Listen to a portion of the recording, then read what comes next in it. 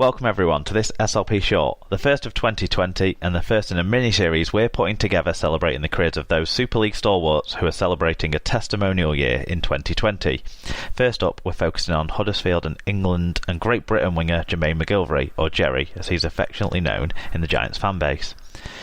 We're very grateful that Sarah had the chance to have a phone interview with Jerry in the build-up to his testimonial game this Sunday, and we're pleased to confirm what we suspected all along anyway, that he's an extremely nice bloke and a very humble man. So, without much more from me, we'll get to that interview and then we'll wrap things up with a snapshot of Jermaine's career and relevance in the SLP universe. Here we go. I'm joined by Jermaine McGillavry, the Huddersfield and England, or Great Britain now, player who's celebrating his testimonial year this year. So thanks for joining us, Jermaine. So yeah, we'll get started. So looking back to the start of your career, most fans know you were picking up what work you could on a building site and warehouses when you had a chance running with Leroy Cudjoe and you got a shot at the Giants. So looking back from there to now, how much does it mean for you to get this testimonial after the start you had? Yeah, it means a lot. You know, like you said, the way I started, I only wanted to, try and make my Super League debut just to try and earn a bit of money, maybe have a career in the lower leagues. But it happened that I improved and I got loads better. And I started playing week in, week out in Super League, and then eventually I started to get international honours. But from where I've come from, I'm really grateful for what the Huddersfield Giants have given me, what the league has given me. It's given me a future, really, because like you said, I was doing dead-end jobs, building sites, warehouse and stuff like that. It's something that I didn't want to do for the rest of my life, so I took that risk. And I quit all my jobs to play rugby. I'm not done too bad, but I've not done anything, but I've not had a too bad a career. No, it's really paid off for you, hasn't it, that risk? Yeah, it has. It could have gone either way. I quit my job, went on the door. The rugby thing might have not worked out. I had to start all over again. Yeah. Same dead on jobs. Yeah, it shows, the hard work as well as obviously the natural skill you had has really, brought great rewards for you. No, I wouldn't say it was natural skill. Probably more the hard work, really, and willingness to learn. Right, okay. I didn't really have much skill in the game. I wasn't really the fittest, but I really wanted it, so I got really bad. That's why I did quit my job, so I could do extra gym in the day. There was a free gym around the corner from me, so I used to go to the free gym in the mornings and the afternoons, and then on the evenings train with the academy. So it was more of the dedication to the game, right, rather than the natural ability. Yeah, so following on from there, you had to earn your Super League debut through some time on loan with Batley. Yeah. So can you remember your debut at Batley and how different it was when you got your chance at Super League against Bradford when you scored? Yeah, so in fact I was at Batley and then I went to Barrow. So I was at Batley, I think originally, it might be 2007 or 8 for about a 4-week spell. They avoided relegation and they wanted me back for the season after, so I went back and I played a full season there. It was a real successful season. Won quite a few awards in that year I spent.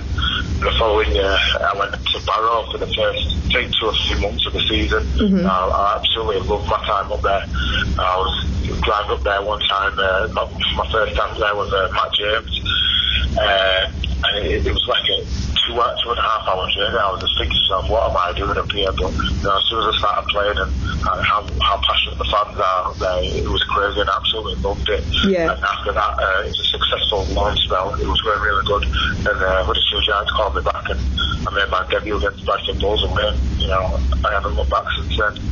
No, of course, yeah. So that leads us actually on to, so you won the League Leaders' Shield in 2013.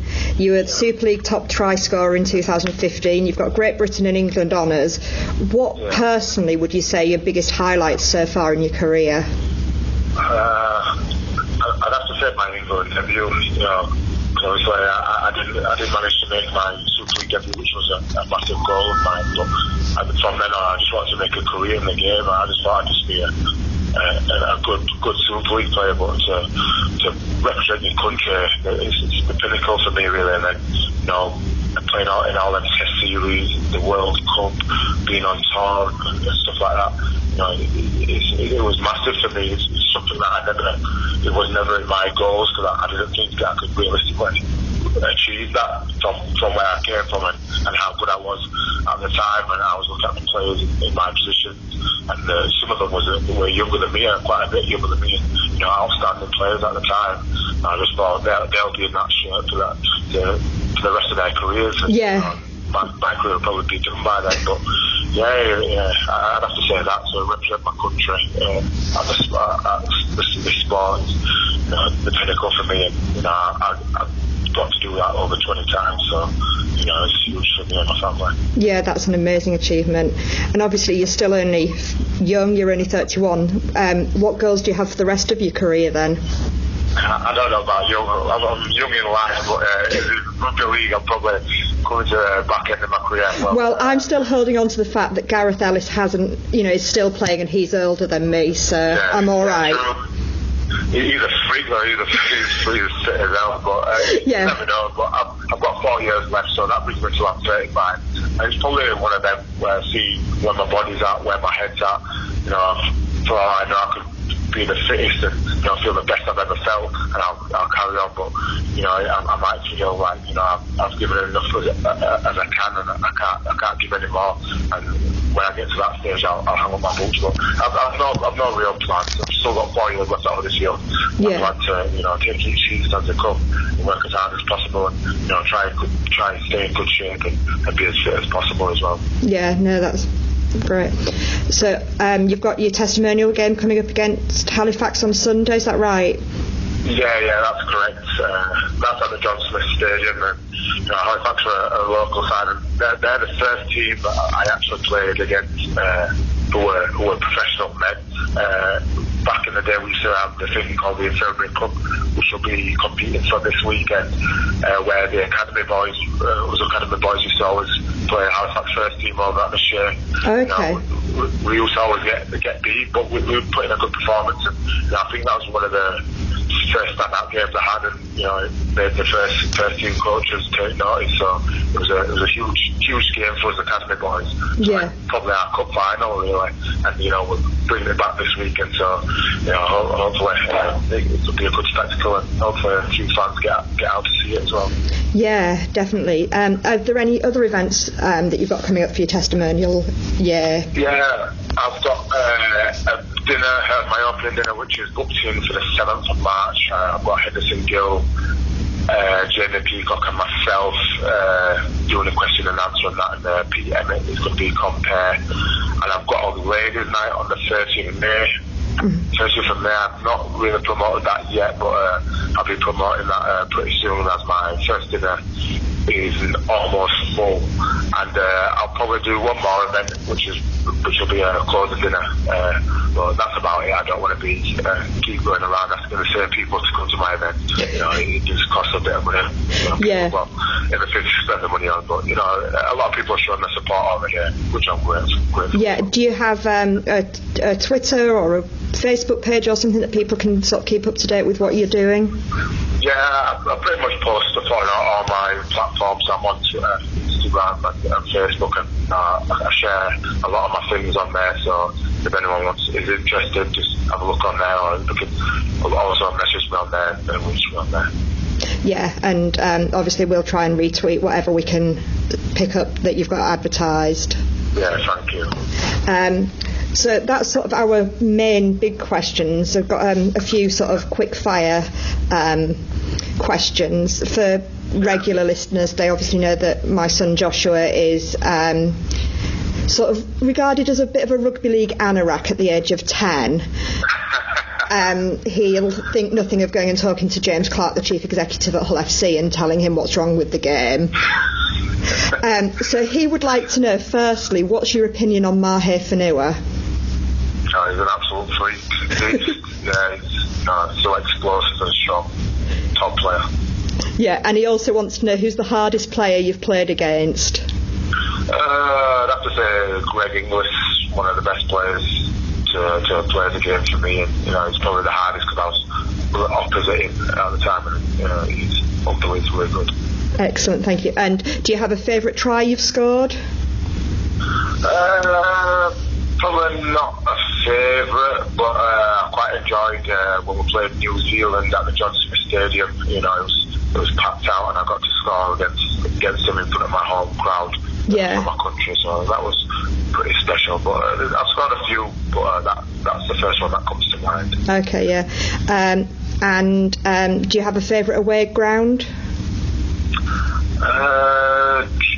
It's hard to have a favourite away ground. Which is the nicest place? I'd probably say Hull FC. It's a nice place. They've got good fans as well. I quite like going there. Oh, I'm pleased you said that one. We'll be nice to you later on in the year. Good. And how about then playing up in Barrow? It's not always the best weather, but where's the worst weather game you've played in? It'd have to be KR. Oh. It's not just the weather. It's that wind tunnel, isn't it? It's the stadium because it's so open. Yeah. And the pitch at times is not the greatest. So for their benefit, really, it's not my favourite place to go. But they seem to play quite all right. But yeah, I'm not a fan of it. No. And Salford as well. Salford's pretty similar.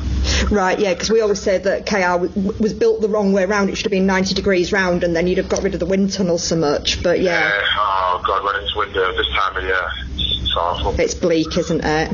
Yeah. Wrong side of the city as well. Well, thank you ever so much for joining us. It's really appreciated, and all the best for this coming year. It's been great to watch you as a player, both for Huddersfield and internationally. And 10 years for a club is some going, really, isn't it? Yeah, I appreciate that. Thank you very much. And hopefully I can just play a little bit longer and have some success. But thank you very much for having me. All right, thanks, Jermaine. Take care.